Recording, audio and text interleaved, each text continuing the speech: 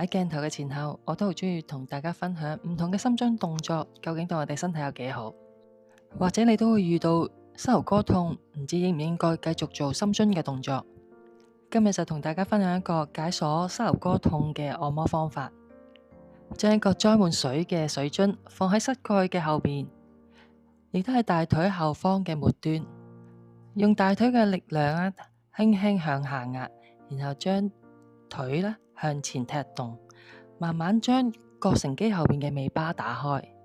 稍為適應之後，可以再將另外一隻腳搭上去，加重呢個力量。我哋唔需要用好大嘅力量，令到自己身體有負擔嘅。只要慢慢去適應嘅力度，透過水樽嘅壓力，將自己嘅肌肉慢慢鬆開。呢個解鎖嘅方法可以舒緩翻膝頭哥痛嘅問題。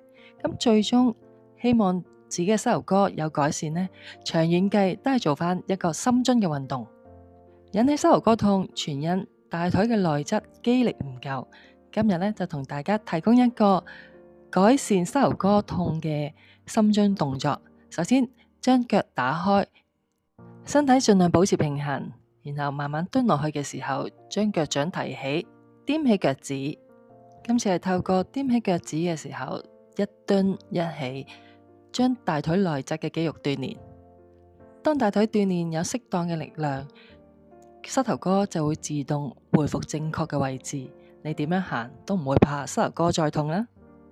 即使你未能夠掌握呢個動作，你都不妨跟我做一個平掌貼地嘅打開大腿深蹲，慢慢鍛煉你嘅肌肉。我哋下次再見，拜拜。